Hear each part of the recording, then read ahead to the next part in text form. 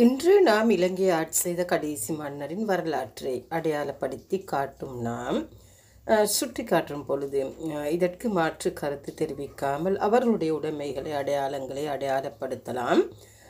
எமது பிழைகள் இருந்தால் தாராளமாக சுட்டி காட்டலாம். இன்று மௌனமாக இருந்து சாமர்த்தியமாக தக்க வைக்க முயற்சி செய்தால் அவமானமும் கை சேதமும் அவர்களுக்குத்தான். இவர்கள் பல வழிகளில் முயற்சி செய்தார்கள் இதை தக்க வைக்க.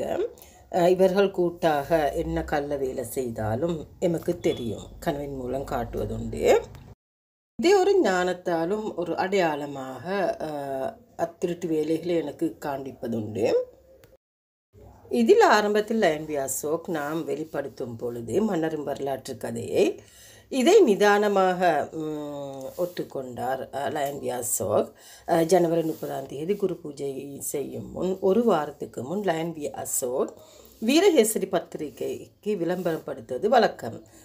அன்று முதல் இன்று வரை நாம் மன்னரின் வாரிசு என்று அடையாளப்படுத்தி தெரிவிக்கும் பொழுது லயன் வி அசோக் நிதானமாக அவர் இருந்தார்.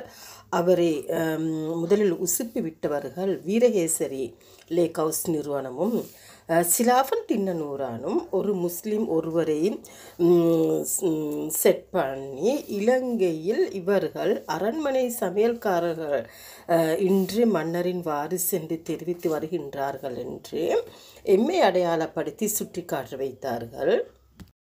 லயன் வி அசோக்கை அடையாளப்படுத்தி நாம் தான் மன்னரின் இரத்த வாரிசு, அதற்கான அடையாளங்கள் ஆதாரமும் எம்மிடம் உள்ளன என்றும் சமையல்காரர்கள் சமையலறையை சுத்தம் செய்தவர்கள் என்று அடையாளப்படுத்தி காட்டினார்கள். அவர்களுடைய அடையாளம் எம்மிடம் உள்ளன என்று அவர்களுடைய அடையாளத்தை எமக்கு அடையாளப்படுத்தி மாற்றி அமைத்தார்கள்.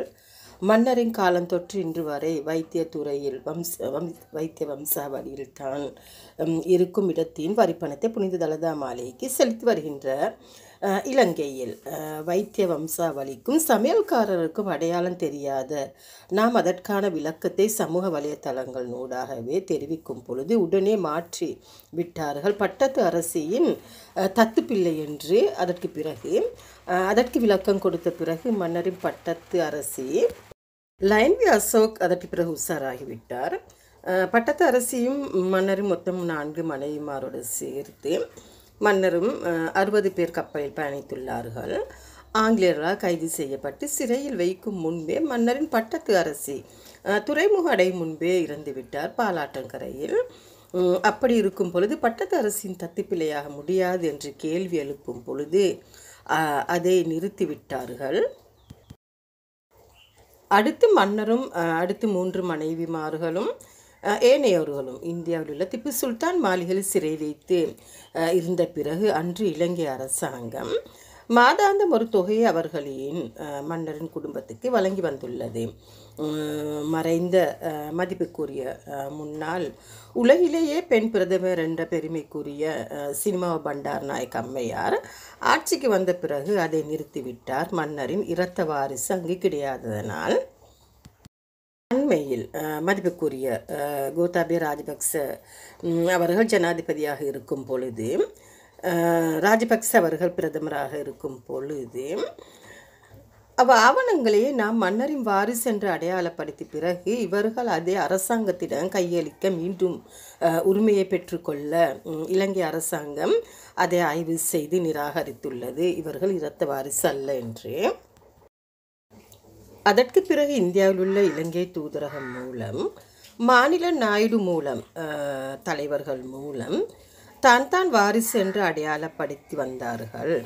அடுத்து கூட்டாக சேர்ந்து இலங்கையிலும் இந்தியாவிலும் சிலரை அடையாளப்படுத்தி இந்தியாவில் உள்ள லயன் வி அசோக் குடும்பத்தினர் இலங்கையில் சிவா சுப்பிரமணியம் குடும்பத்தினர் கண்டிநகரில் வசித்து வரும் புனித தலதா மாளிகைக்கு அருகாமையில் துணிகளை சலவை செய்து வருகின்றார்கள். லயன் வி அசோக் ரவி குடும்பத்தினர் பாதி பேர் இவர்கள் அனைவரும் இலங்கையில் உள்ளவர்களும் அனைவரும் சேர்ந்து ஒரே குடும்பத்தை சேர்ந்தவர்கள்.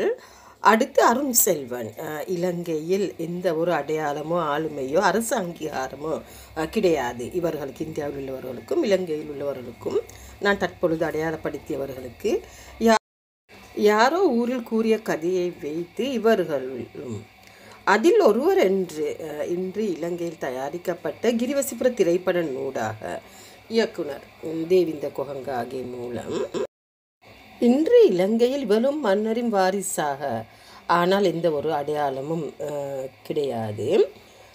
அடுத்து பட்டத்து அரசியின் தம்பியின் வாரிசு குருநாகல் நகரில் வாழ்ந்து வந்த மறைந்த சுப்பிரமணியன் ரமேஷ் இறந்த பிறகு கனடாவில் வசிக்கும் உமா சங்கர், அவர் ஒரு லோயர் வக்கீல், ஒரு எழுத்தாளர். இவர் ஒரு மூன்றாவது மனிதன், இதற்கு சம்பந்தமே கிடையாது.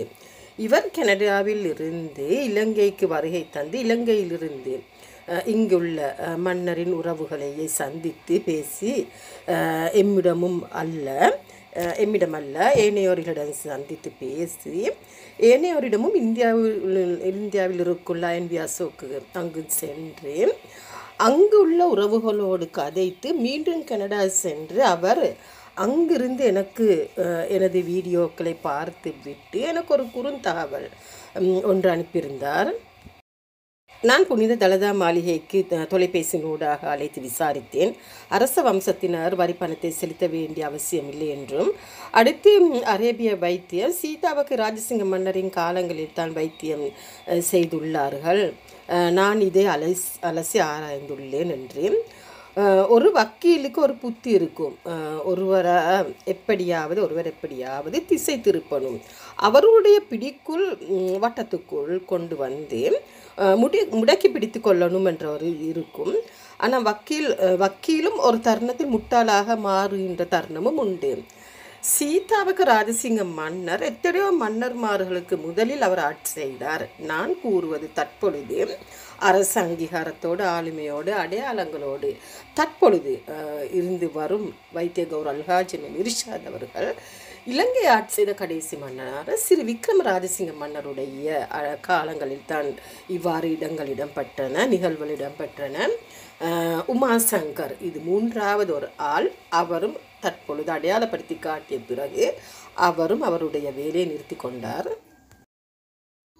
அடுத்து அரசு செல்வன் இந்த வருடம் ஜனவரி 30 மன்னனின் மறைவின் நினைவினாலையொட்டி அவருக்கு தெரிந்தவர்களை ஊரில் உள்ளவர்களை கூற்றாக ஒன்று சேர்த்து கண்டி நகரில் உள்ள புனித தலதா மாளிகைக்கு எல்லோரையும் ஊர்வலமாக அழைத்து சென்று மன்னரின் மறைவையொட்டி வெளியிட்டுள்ளார். அதில் அவர்கள் பூஜைகளை வழங்கி வெளியிட்டுள்ளார். கூடுதலாக மன்னர் வாழ்ந்த இடங்களை மாத்திரம்தான் அடிக்கடி அடையாளப்படுத்தி காட்டியுள்ளார். மன்னரை பாட்டனார் என்று தெரிவித்திருந்தார். ஆனால் இந்த வழியில் இலங்கை ஆட்சி செய்த கடைசி மன்னரான சிறு விக்ரம ராஜசிங்க மன்னர் பாட்டனார் ஆர் என்பதை அவர் தெரிவிக்கவில்லை. ஆனால் அவர்களுக்கு அடையாளங்களும் இல்லை. இந்தியாவில் உள்ள ஐஎன்பி அசோக் இந்த வருடம் ஜனவரி 30 குரு பூஜையின் ஊடாக ஒரு காமெடியான ஒரு வீடியோ வெளியிட்டுள்ளார். இவர்கள் ஒவ்வொன்றையும் முயற்சி செய்கின்றார்கள், ஒவ்வொருவரும் ஏதோ ஒரு வழியை தக்க வைத்து கொள்ள. ஆனால் இவர்களுக்கு எந்த அடையாளமும் கிடையாது. மன்னரின் வாரிசு இலங்கையில் மாத்திரம்தான் உள்ளன. மன்னருக்கும் பட்டத்தரசுக்கும் பிறந்த ஒரே ஒரு வாரிசான ராஜநாச்சியார். ராஜநாச்சியாரின் 6வது வம்சவழி ராஜ வைத்திய சேகர துவேகுட ரணசிங்க புத்தியான்சலாகி வைத்திய கௌரவ அல்ஹாஜ் இர்ஷாத் அவர்கள் ஆவார். அவர் தனது வரிப்பணத்தை தான் இருக்கும் இடத்தின் வரிப்பணத்தை சீதா வகையிலிருந்து புனித தலதா மாளிகைக்கு செலுத்தி வருகின்றார்.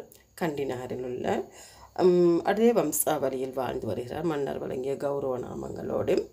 அடுத்து அவர் சீதாவகமானி வைத்திய சிரோமணி சூடாமணி தேசமானியம் பண்டிதர் அகில இலங்கை சமாதான நீதிவான் என்ற கௌரவ நாமங்களை பெற்று உள்ளார். அது மட்டுமல்லாது பல வைத்தியர்கள் உருவாக்கியவர். நான் 7வது தலைமுறையில் உள்ளேன். எனக்கு கனவின் மூலம் காட்டுவதுண்டு. அவர் எனக்கு உறவு மாமாவாவார். எனது தந்தையின் மூத்த சகோதரி இவ்வம்சாவளியில் தான் திருமணம் செய்துள்ளார். ராஜ வைத்திய சேகர துவேகுட ரணசிங்க புத்தியான்சலாகி என்ற வம்சாவளியில். அடுத்து மன்னரின் பட்டத்து அரசினதும் வாரிசான ராஜநாச்சியாரை திருமணம் செய்த அரேபிய வைத்தியரின் அடக்கஸ்தலம் எமது பள்ளிவாசலில் தான் உள்ளது. அதற்கு அருகாமையில் தான் நாம் உள்ளோம். எனக்கு சிறு வயதிலிருந்து கனவில் வந்து கூறுவார்கள், மன்னருக்கு ஏற்பட்ட துரோகம், ஆட்சியில் ஏற்பட்ட துரோகம், மன்னரின் ஆட்சி, அவர்களுடைய உறவுகள், தற்பொழுது அவர்கள் செய்கின்ற வேலைகள், என்ன திருட்டு வேலை எதுவும் செய்தாலும் எனக்கு அது கனவின் மூலம் காட்டுவதுண்டு. அடுத்து ஒரு ஞானத்தால் ஒரு ஏதோ ஒரு அடையாளம் மூலம் அவர்கள் என்ன திருட்டு வேலை செய்தாலும் எனக்கு தெரியக்கூடியதாக உள்ளது. இருந்தாலும் இலங்கையை ஆட்சி செய்த கடைசி மன்னரான ஸ்ரீ விக்ரம ராஜசிங்க மன்னரின் அவருடைய மறைவான பொருட்கள், தங்க ஆபரணங்கள் எட்டியந்தொடையில் தான் உள்ளது. அதுவும் மஸ்ஜிதுல் ஜும்ஆ பள்ளிவாசனே. இது தற்பொழுது வெளிப்படுத்த கூறுகின்றார்கள். அதை தான் நான் வெளிப்படுத்தி வருகின்றேன். ஆனால் இன்று மன்னரின் வாரிசே இல்லாதவர்கள் இன்று ஏதோ ஒரு வழியில் அவர்களை அடையாளப்படுத்தி வருகின்றார்கள். இருந்தாலும் மன்னரின் வாரிசு ஒரே ஒரு வாரிசு தான். ராஜ வைத்தியசேகர துவேகுட ரணசிங்க புத்தியான்சல் ஆகிய வைத்திய கௌரவ ராஜன் இருசாதவர்கள் 6வது வம்சவழியாவார். நான் தற்பொழுது 7வது தலைமுறையில் உள்ளேன். எனக்கு கனவின் மூலம் காட்டுவதுண்டு.